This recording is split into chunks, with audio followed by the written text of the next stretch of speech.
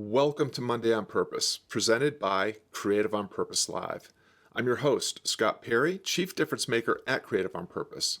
Every Monday, I share a bit of insight and inspiration to help you heed the call of vocation, define the difference only you can make, and live your legacy. Let's get to today's episode. Can we disagree without being disagreeable? Tips for creating a safe and brave space to unpack differences. Turn on the news or scroll through your feed, and you'll soon see that disagreement abounds. Maybe that's because media is in the business of making money and disagreement sells. But I wonder if there's more to it. We are creatures quite caught up with our identities. We put a lot of stock in appearances, beliefs, and values. Finding disagreement with others' appearance, beliefs, and values is a seductive identity shortcut. Identity is a story we tell ourselves about ourselves and tell ourselves about others. Our political and social institutions leverage differences and disagreements in these identity stories. More often, this is for their gain, not our benefit. Media can be a disagreement catalyst. The stories crafted and shared by the news and social platforms can be very effective at moving us from disagreement to outrage before realizing it. We are tribal by nature, but the media's amplifier ratchets us into the dark corners of tribalism. We don't have to abdicate our authority over the stories we tell ourselves and others to those who benefit from manipulating our identity stories.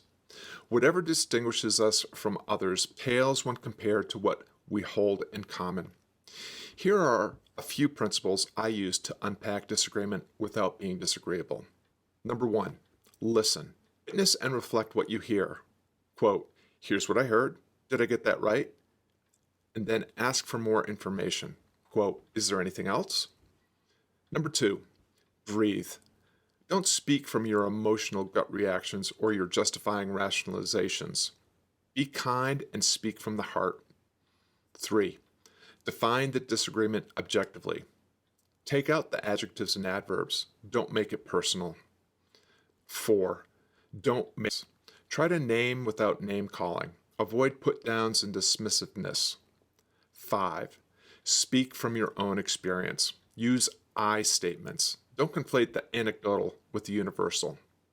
Of course, it's harder to practice disagreeing without being disagreeable with hot button political or social issues than it is to argue over favorite cars or condiments. And of course, disagreement is an invitation you don't have to accept. Practice the art of disagreement judiciously and wisely. How do you disagree without being disagreeable? Are you developing that skill today? Thanks for tuning in to Monday on Purpose. If you like what you heard, check out the blog and other broadcast episodes at creativeonpurpose.com.